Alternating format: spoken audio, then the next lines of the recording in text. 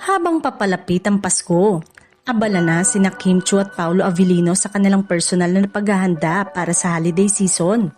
Matapos ang sunod-sunod ng proyekto, guesting at viral moments ng kanilang tambalan ngayong taon, mukhang sinisiguro ng dalawa na magiging masaya at makahulugan ang kanilang pagdiriwang ng Pasko.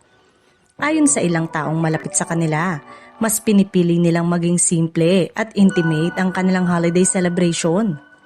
Si Kim na kilala sa pagiging masiyahin at family-centered ay excited na raw makapaglaan ng oras kasama ang kanyang pamilya. Sa dami ng commitments niya, mula sa TV shows hanggang live performances, gusto niyang bumawi sa mga loved ones ngayong Pasko. Mahilig din si Kim sa pagde-decorate at paghahanda ng Christmas feast, kaya't inaasahang magiging festive ang kanyang holiday. Samantala, si Paolo ay kilala sa pagiging private at tahimik pagdating sa personal na buhay, ngunit importante rin sa kanya ang mga tradisyon tuwing Pasko.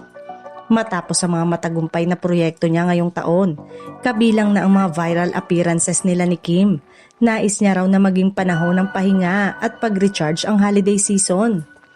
Hindi rin mapigil ang kiligin ng fans sa tambalan nila ngayon, lalo na dahil sa chemistry nila sa mga recent performances at public events. Kaya naman, marami ang nag-aabang kung magpo-post ba sila ng kahit simpleng Christmas moment ngayong taon. Kahit hindi sila naglantaran, magsalita tungkol sa kanilang personal na relasyon, halata sa gestures at interaction nila ang pagiging close at komportable sa isa't isa.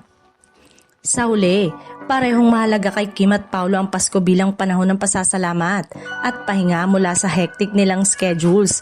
Simple man o espesyal ang kanilang mga plano, sigurado namang puno ito ng warmth at positivity. At para sa fans, sapat na ang malaman na masaya at payapa silang dalawa habang sinasalubong ang diwa ng Kapaskuhan.